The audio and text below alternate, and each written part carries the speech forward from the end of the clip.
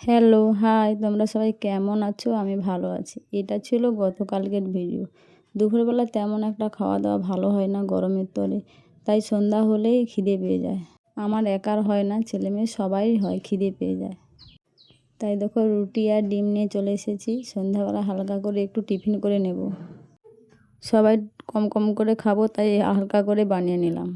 এদিকে খাওয়া শেষ করে আবার রান্না কী হবে সেটাই ভাবছি। অনেক দিন আগে বলেছিলাম খাসির মাংস খাবো, তাই ফোন দিয়ে বলল কর্তামশাই খাসির মাংস নিয়ে যাচ্ছি, একটু মশলা করে রেখো। শোনা মাত্রই আমি দেখুন সব কিছু মশলা নিয়ে বসে পড়েছি।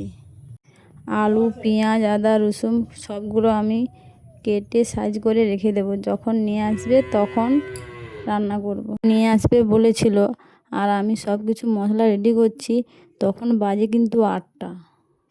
এদিকে আমার পেঁয়াজ কাটতে চোখ দিয়ে জল চলে এলো।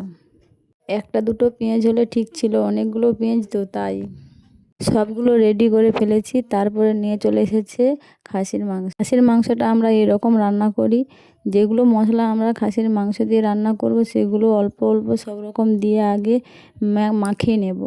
একটু বেশি পরিমাণ মাখালে কি হয়, মাংসটার ভিতরে নুন সব কিছু মশলায় পরিমাণ মতো ঢুকে যায়। একটু বেশি পরিমাণেই মাখিয়েছিলাম, অনেকক্ষণ ধরে মাখিয়েছিলাম। এতে অল্প আলুও দিয়েছিলাম, আর আলু কষে রান্না করব না, এতেই দিয়েছি। আর সব আবার ঘুরে পেঁয়াজগুলো দিয়ে ভালো করে মাখিয়ে নিলাম। এদিকে দেখো মাংস তুলে দিয়েছি, আর ওই মশলাগুলো ওই মাংসের মধ্যেই দিয়েছি। মাংসটা কালার দেখো অনেক সুন্দর হয়েছে, খেতে সেই স্বাদ হবে। বলে তোমরা তো জানো আমি কাঁচা পেঁয়াজ ছাড়া থাকতে পারি না। আর তোমরা আমার ভিডিওগুলো চুপি চুপি দেখো, লাইক কমেন্ট করো না।